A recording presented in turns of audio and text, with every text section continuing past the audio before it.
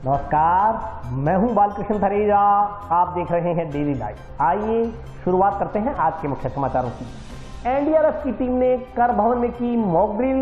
विभिन्न विभागों के अधिकारियों कर्मचारियों ने सीखे सुरक्षा के तरीके। नागपुर से रवाना हुआ साइकिल धावक दलित परिक पहुंचा हनुमानगढ़। सामाजिक कार्यकर्ताओं ने किया स्वागत।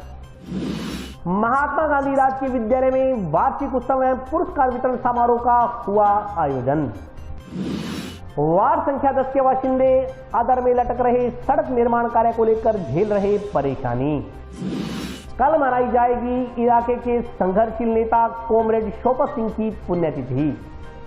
और अब समाचार विस्तार से। एनडीआरएफ की टीम द्वारा जंक्शन स्थित कर भवन में आपात स्थितियों में बचाव कार्यों का प्रदर्शन किया गया।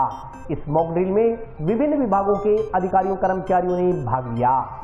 एनडीआरएफ की टीम ने जंक्शन स्थित कर भवन में विषम भूकंप दुर्घटना के बाद किए जाने वाले बचाव कार्यों का मॉक ड्रिल अभ्यास किया। इस दौरान टीम ने अपने साथ लाए गए भूकंप बचाव संबंधित उपकरणों, कटिंग एवं भिन्न भिन्न प्रकार के इक्विपमेंट से बिल्डिंग को काटकर घायल लोगों को बचाने का प्रदर्शन किया, जो काफी सराहनीय रहा। इस मौके पर जिला कलेक्टर नथमल डिडेन, अतिरिक्त collector Shrimati Pratibha Devtiya, additional SP Jasaram Bose, NDRF के चीफ योगेश कुमार मीणा, तहसीलदार आकांक्षा गोदारा सहित विभिन्न विभागों के अधिकारी कर्मचारी मौजूद रहे। इस मौके पर बोलते हुए जिला कलेक्टर नथमल डिडेल ने कहा कि प्रशासन में डिजास्टर मैनेजमेंट एक बहुत ही महत्वपूर्ण मुद्दा होता है। इसी के चलते एनडीआरएफ की टीम ने आज आपात स्थितियों में बचाव कार्यों का अभ्यास किया। इस अभ्यास सत्र में police department, medical department, civil department के अलावा तमाम विभागों के परस्पर अच्छे समन्वय से यह प्रदर्शन सराहनीय रहा। उन्होंने बताया कि इस दौरान विभिन्न विभागों के कर्मचारियों अधिकारियों को यह सीखने को मिला कि आपात स्थितियों में किन किन चीजों की प्राथमिकता रहनी चाहिए। उन्होंने बताया कि एनडीआरएफ के जवान पूरी तरह से आपात स्थितियों से निपटने में प्रशिक्षित होते हैं। उनके प्रशिक्षण का आज विभिन्न विभागों के अधिकारी कर्मचारियों ने लाभ लेते हुए काफी कुछ सीखा।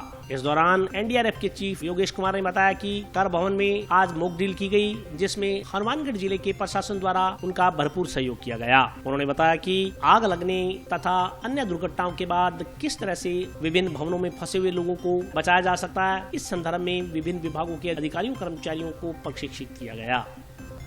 तो सरफेस वीकली इसको निकालते हैं।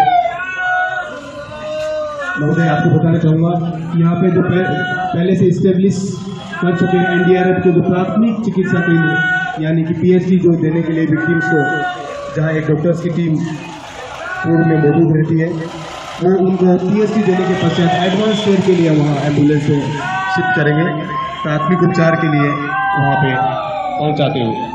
प्रशासन में डिजास्टर मैनेजमेंट एक बहुत ही महत्वपूर्ण मुद्दा होता है और किसी भी प्रकार की डिजास्टर कभी भी हो सकती है। इसलिए आज NDRF national disaster response force की 6 बटालियन के द्वारा हनुमानगढ़ जिले में अर्थक्वेक को लेकर के आज मॉक ड्रिल की गई। इसमें police department, civil defence, medical और सभी विभागों के बहुत ही अच्छे समन्वय से आज ये एक अच्छा प्रदर्शन किया गया। और इसमें ये सीखने को मिला कि डिजास्टर के समय हमारी क्या प्रायोरिटी होनी चाहिए, डिपार्टमेंट्स के बीच में क्या तालमेल होना चाहिए, और एनडीआरएफ की जो स्किल है कि हम डिजास्टर के समय सबसे अच्छा रेस्पॉन्स करते हैं और ज़िंदगियां बचाने में ये मददगार होते हैं। तो आज बहुत ही अच्छे उपकरणों के साथ में, ट्रेंड रेस्क्यूअर के साथ में ये प्रदर्शन किया गया। जिला प्रशासन को, पूरी टीम्स को बहुत कुछ सीखने को मिला।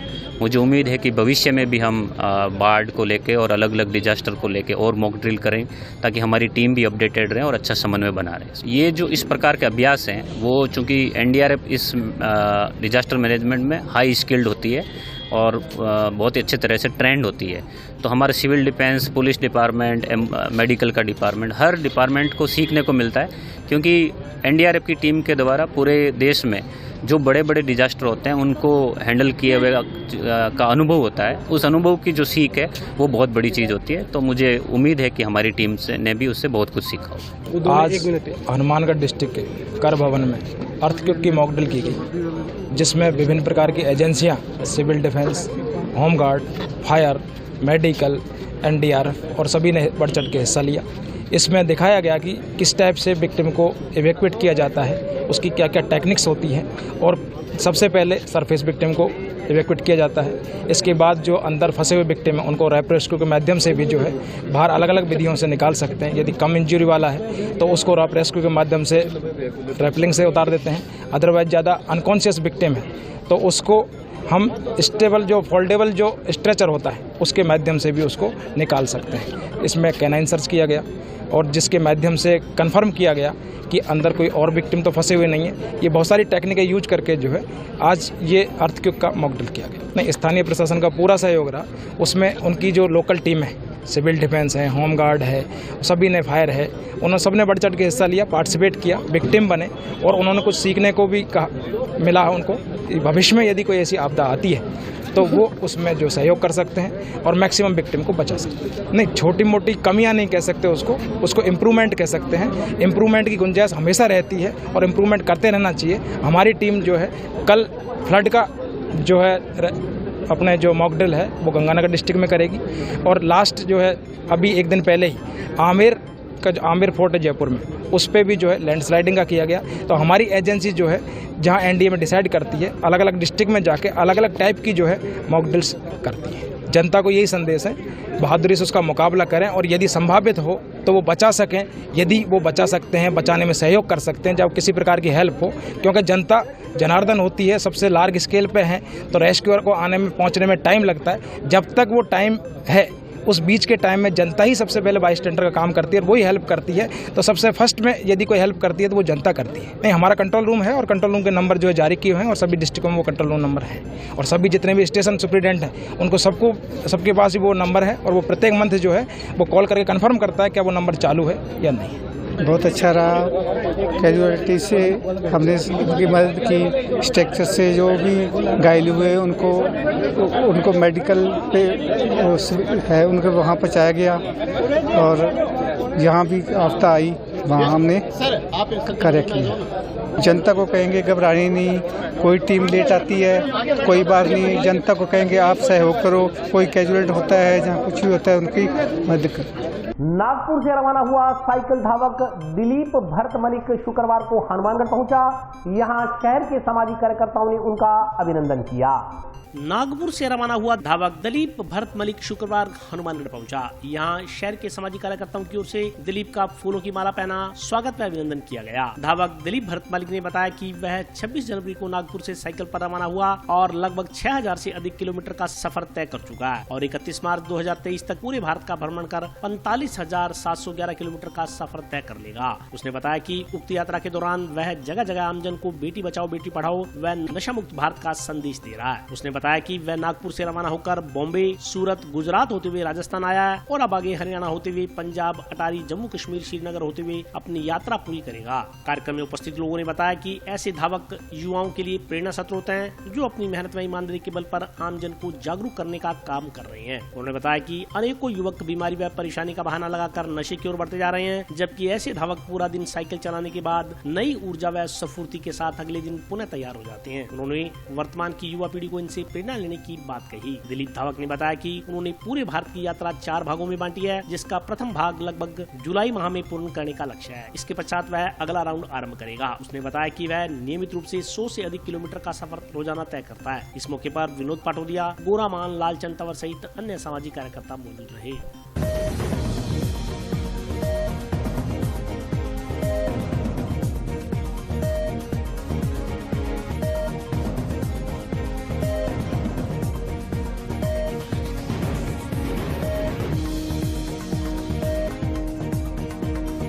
भारत देश के शहीद जवानों के लिए श्रद्धांजलि, बेटी बचाओ बेटी पढ़ाओ स्वच्छता अभियान, पेड़ लगाओ पेड़ बचाओ, नशीली चीज से नई पीढ़ियों को मुक्त करा जाए, प्रदूषण से बचाया जाए।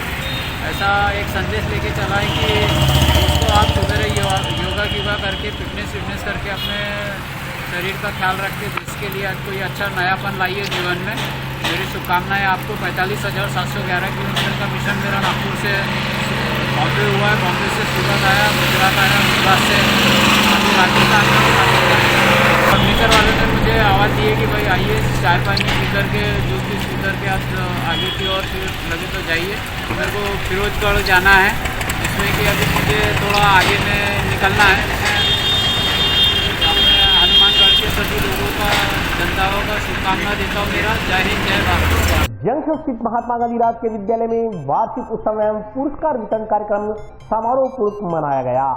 जंक्शन स्थित महात्मा गांधी राजकीय विद्यालय का वार्षिक उत्सव एवं पुरस्कार वितरण कार्यक्रम समारोहपूर्वक मनाया गया। कार्यक्रम के मुख्य अतिथि जिला कलेक्टर नथमल डीडेल थे। इस मौके पर विद्यार्थियों ने सांस्कृतिक प्रस्तुतियां देते हुए उपस्थित लोगों का मन मोह लिया। विद्यालय के प्राचार्य ने बताया कि कार्यक्रम में वर्ष भर आयोजित होने वाली गतिविधियों में उत्कृष्ट स्थान प्राप्त करने वाले विद्यार्थियों को पुरस्कार देकर अतिथियों द्वारा सम्मानित किया गया। कार्यक्रम में पंचायत समिति प्रधान श्रीमती इंदिरा दयाराम जाखड़, पार्षद श्रीमती रणजीत कौर, कांग्रेस नेता भूपेंद्र चौधरी सहित अन्य लोग उपस्थित रहे।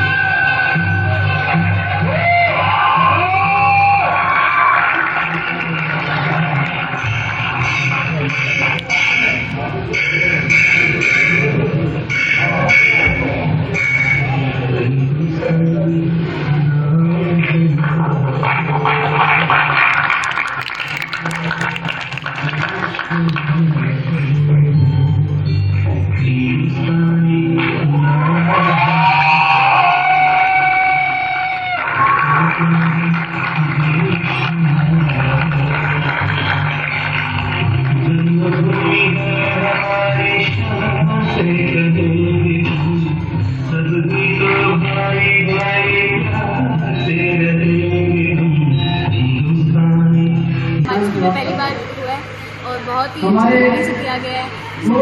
सभी बच्चे पार्टिसिपेट कर रहे हैं और बहुत ज़्यादा अच्छा लग रहा है। पहली बार हुआ है तो बहुत एनुअल फंक्शन था। आज यहाँ एनुअल फंक्शन की तैयारी की जा रही है। 2 साल के बाद यहाँ पे पहला एनुअल फंक्शन है। स्कूल में कोरोना काल के कारण यहाँ पे एनुअल फंक्शन नहीं हुआ था, तो स्कूल में पहली बार यहाँ पे एनुअल फंक्शन हो रहा है। यहाँ पे चीफ गेस्ट भी आए हैं, यहाँ पे बढ़िया फंक्शन हो रहा है। होना चाहिए इसका, पढ़ाई के साथ एक्टिविटीज हो जाती है, मस्ती भी हो जाती है, बच्चों का डांस वगैरह भी हो जाता है। और अभी वक्त ब्रेक का, हाजिर होता हूँ छोटे से।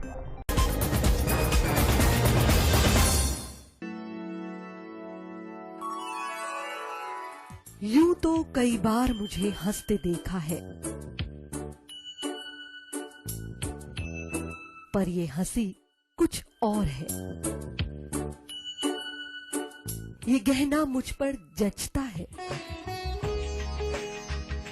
पर ये महज एक गहना नहीं। ये रूपरेखा है मेरे मन की, हंसती खिलखिलाती लहरों की, जो आतुर थी अब तक मुझ पर सजने को। इसलिए ये गहना ही मेरा सच्चा श्रृंगार है, श्रृंगार है, श्रृंगार है।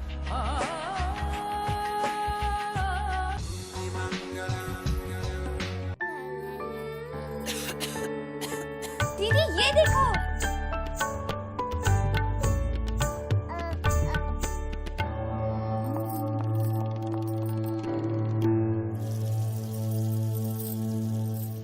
नोवेल कोरोना वायरस बीमारी को फैलने से रोका जा सकता है। खांसी और छींक के बाद और बच्चे को छूने से पहले अपने हाथों को साबुन से धोकर इसे फैलने से रोक सकते हैं। वो डॉक्टर साहब हैं? भाई साहब खांसी और बुखार था, सोचा चेक करवा लूं।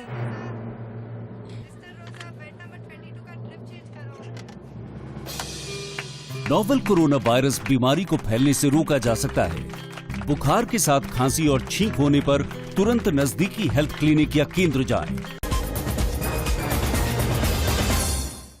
ब्रेक के बाद स्वागत है। आइए नजर डालते हैं अगले समाचारों पर। जंक्शन स्थित वार्ड संख्या 10 के बाशिंदे अधर में लटक रहे सड़क निर्माण कार्य को लेकर परेशान है। वार्डवासियों ने सड़क निर्माण कार्य शीघ्र पूरा करवाए जाने की मांग की है। इंकलाब जिंदाबाद, इंकलाब जिंदाबाद, हमारी मांगे पूरी करो, हमारी मांगे पूरी करो। जंक्शन स्थित वार्ड नंबर 10 में बन रही सड़क सुविधा की बजाय वार्डवासियों के लिए दुविधा का कारण बनी हुई है। वार्डवासियों ने बताया कि लंबे समय से मांग के बाद यहां सड़क के निर्माण कार्य का काम शुरू हुआ, मगर सड़क बनाने के लिए संबंधित ठेकेदार द्वारा मटेरियल डाल दिया गया है, लेकिन निर्माण कार्य अभी तक शुरू नहीं किया गया। उन्होंने कहा कि निर्माण एजेंसी के लोग आए दिन थोड़ा बहुत सामान यहाँ डाल जाते हैं, लेकिन कार्य का निष्पादन नहीं किया जा रहा है। उन्होंने कहा कि वार्डवासियों के घरों के आगे मिट्टी, ग्रिट आदि पड़ी होने की वजह से घरों से निकलना मुश्किल हो रहा है। काम की धीमी गति को लेकर इस संदर्भ में नगर परिषद से कई बार शिकायत की जा चुकी है, मगर नगर परिषद इस संदर्भ में सुनने को तैयार नहीं है। वार्डवासियों ने बताया कि इसी मसले को लेकर वार्ड के लोग जिला कलेक्टर को भी अवगत करवा चुके हैं, मगर कहीं कोई सुनवाई नहीं हो रही। वार्डवासियों ने निर्माण एजेंसी संचालकों के खिलाफ नारेबाजी की तथा कार्य को अतिशीघ्र पूरा करने की मांग की है।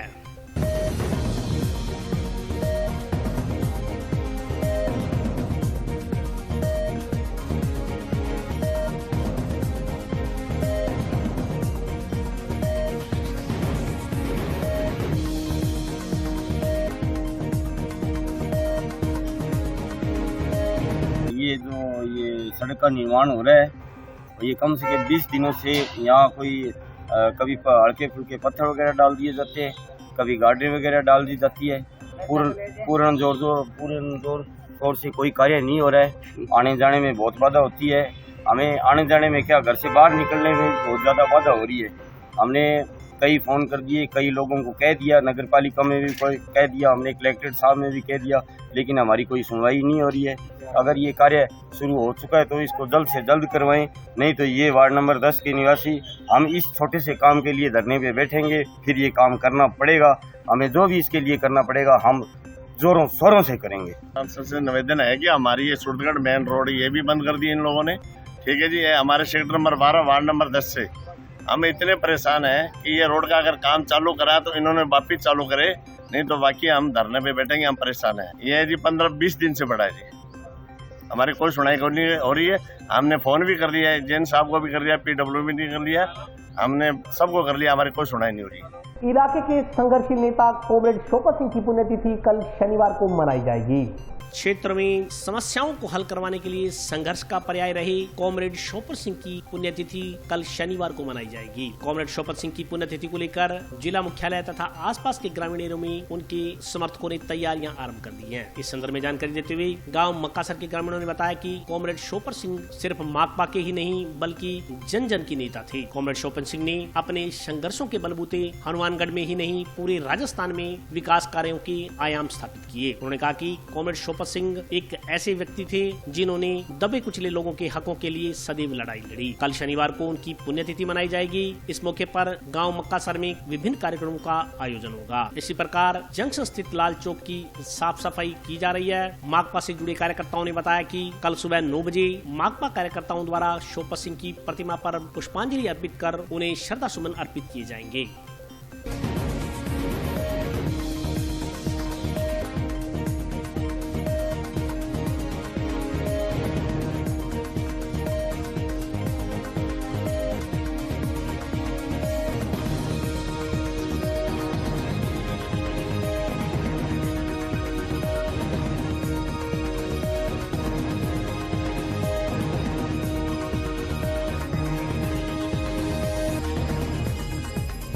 कल कॉमरेड शोपत सिंह जी की 16वीं बरसी है और उसी की तैयारियों को लेकर आज हम कॉमरेड शोपत सिंह जी की जो प्रतिमा स्थल है उसकी साफ सफाई की जा रही है। और कल पूरे राजस्थान के अंदर जगह जगह कार्यक्रम होंगे और इसी क्रम में हनुमानगढ़ जंक्शन के लाल चौक पर सुबह 8 बजे कॉमरेड शोपत सिंह जी की याद में एक विचार गोष्ठी का कार्यक्रम रखा गया है और जिसमें कॉमरेड साहब को यहाँ कल सुबह श्रद्धांजलि भी दी जाएगी। और उनके रास्ते पर जो उनका बताया हुआ रास्ता था किसानों, मजदूरों, गरीबों के लिए ज़िंदगी भर उन्होंने संघर्ष किया, उसी के रास्ते पर हम चलकर और इसी क्रम को हम यूँ ही जारी रखेंगे। आज कल कॉमरेड शोपत सिंह जी की जो किसानों मजदूरों के मसीहा है उनके हकों और हकूक़ के लिए संघर्ष किए हैं। कॉमरेड साहब की पुण्यतिथि है, उस पुण्यतिथि की तैयारी में आज सारे साथी लगे हुए हैं और कल 9 बजे से 9 बजे कार्यक्रम शुरू होगा ग्राम पंचायत के आंगन में और कैंप आएंगे। दूसरे भी तो कॉमरेड शोपत सिंह की बताए हुए रास्ते पे चलने करेंगे और साथ ही आज टीम हमारी गांव में एक तैयारी में लग रहे हैं। इसमें हमने गांव के पूरी ग्राम पंचायत है, एक जो नेहरू मंडल युवा क्लब है, दूसरे भी गांव के तमाम गांव में इसमें सहयोग दे रहे हैं क्योंकि शोपत सिंह जी एक गांव के लिए नहीं पूरे इलाके के लिए, पूरे देश के लिए उत्तरी भारत में किसानों और मजदूरों के मसीहा थे। अगर किसी भी प्रकार की समस्या आई तो इलाके के लिए सोपर सिंह जी हमेशा आगे नहीं रहे हैं। आज भी अगर कोई मुसीबत आती है तो कॉमरेड सोपर सिंह को याद किया जाता है और कल उसकी याद में उसकी पुण्यतिथि पे पुष्पार्पण कर उनको श्रद्धांजलि दी। 2 माह की प्रस्तावित नहरबंदी को लेकर प्रशासन ने तैयारियां पूरी कर ली हैं। इस संदर्भ में जिला कलेक्टर ने विस्तार से जानकारी दी। 23 मार्च से 21 अप्रैल तक तथा 21 अप्रैल से 20 मई तक की जाने वाली नहरबंदी के संदर्भ में जिला प्रशासन ने तैयारियां पूर्ण कर ली हैं। इस संदर्भ में जानकारी देते हुए जिला कलेक्टर ने कहा कि नहरबंदी के दौरान पेयजल को लेकर पूरी व्यवस्था कर ली गई है। इस दौरान किसी भी व्यक्ति को पीने की पानी की समस्या न हो, इसके लिए माकूल प्रबंध किए गए हैं। उन्होंने कहा कि जिले में ग्रामीण और शहरी स्तर पर जितने भी वाटर स्टोरेज हैं, उनके रखरखाव के लिए राज्य सरकार द्वारा अतिरिक्त बजट भेजा गया है, जिसका उपयोग करते हुए ट्रैक्टरों को किराए पर लेना, बर्मी के लिए ट्रैक्टर ट्राली का उपयोग करना, नलकूपों का रखरखाव करना आदि की पूरी व्यवस्था की गई है। जिला कलेक्टर ने आमजन से जल के महत्व को समझते हुए उसकी मितव्ययता का आह्वान किया है। जिला कलेक्टर ने कहा कि जल हमारे जीवन के लिए अत्यंत उपयोगी है। जल की मात्रा सीमित है, इसलिए प्रत्येक व्यक्ति का यह दायित्व बनता है कि वह पानी को बचाने की दिशा में अपना सकारात्मक रुख अपनाते हुए काम करे। हनुमानगढ़ जिले में भी जो प्रस्तावित नहरबंदी है उसका पेयजल पर प्रभाव आएगा कि माननीय CS महोदया और प्रिंसिपल सेक्रेटरी इरिगेशन ACS महोदय PHED की तरफ से हमें दिसंबर में ही डायरेक्शन प्राप्त हो गए थे और पिछले वर्ष भी नहरबंदी का हमें अनुभव रहा है। तो इन दोनों ही पैरामीटर के आधार पर हमने इस वर्ष सबसे पहला प्रयास ये किया कि जितनी भी जल जीवन मिशन में नई डिग्गियां बन रही है वो काम तेजी से हो। तो उसमें हमने जैसे गोलूवाला मेवादान जैसी डिग्गी को बड़ा जल्दी ही कार्य करवाया और उसमें जल का संग्रहण किया। ये कार्य जल्दी से हो। इनके साथ साथ जितना स्टोरेज हमारे पास उपलब्ध है उनको हम अधिकतम कैपेसिटी तक भर लें, ये PHED ने इस बार इंश्योर कर लिया। उसके लिए काफी बड़ी मात्रा में जो ट्रैक्टर के ब्रह्मा हैं उनको लगाया गया। इरिगेशन के द्वारा कुछ दिनों तक केवल पेयजल के लिए पानी छोड़ा गया। उस समय रेवेन्यू, पुलिस और इरिगेशन PHED की ज्वाइंट पेट्रोलिंग सुनिश्चित किया कि सभी शहरी कस्बों और ग्रामीण क्षेत्र के लिए जितने भी स्टोरेज बने हैं उनमें पेयजल पर्याप्त मात्रा में हो। इसके अलावा PHED ने लगभग 5 करोड़ का प्रस्ताव राज्य सरकार को भिजवाया, जिसमें डीजल इंजन किराए पे लेना, ट्रैक्टर ब्रह्मा लगाना, नलकूप खोदना, नलकूप किराए पे लेना, ऐसे छोटे छोटे लगभग 34 प्रकार के काम हैं और गवर्नमेंट ने वो 5 करोड़ भी सैंक्शन कर दिए हैं। इसके अलावा कंटिजेंसी प्लान में प्रत्येक जिला कलेक्टर को राज्य सरकार की तरफ से 50 लाख की आकस्मिक सैंक्शन देने की भी अधिकृत कर दिया गया है। तो वो भी हमारे पास में अभी रिजर्व है। प्रत्येक SDM BDO तहसीलदार को हमने जो हमारे हेडवर्क्स हैं उनका निरीक्षण करवाया और सेंसिटिव जितने भी हेडवर्क्स हैं उनमें ग्राम विकास अधिकारी, पटवारी और नायब तहसीलदार की हम ड्यूटी लगा रहे हैं ताकि वो हेडवर्क्स से सीधा कोई टैंकर ना भरें और पेयजल सप्लाई के लिए पाबंद रहें। और जिन नहरों में पॉन्डिंग की पर्याप्त मात्रा में पॉन्डिंग कर ली गई है, कुल मिलाकर के सभी विभागों के अंतर विभागीय समन्वय से इरिगेशन ने टाइमली पानी छोड़ा और PHED को बताया गया। PHED की तरफ से पॉन्डिंग की गई, वाटर स्टोरेज को भरा गया। कुछ किसानों ने मोगे खोलने की कोशिश की गई तो उनके विरुद्ध FIR दर्ज करवाई, उनकी बारी काटी गई और उनको पाबंद भी किया गया। तो हमारा ये प्रयास है कि जो शुरुआती 30 दिन की 21 अप्रैल से लगभग 20 मई तक, पहले 23 मार्च से 21 अप्रैल तक और फिर 22 अप्रैल से मई तक जो पहले आंशिक पूर्ण नहरबंदी रहेगी। और आज के लिए बस इतना ही। कल फिर हाजिर होता हूँ नए समाचारों के साथ। तब तक के लिए नमस्कार।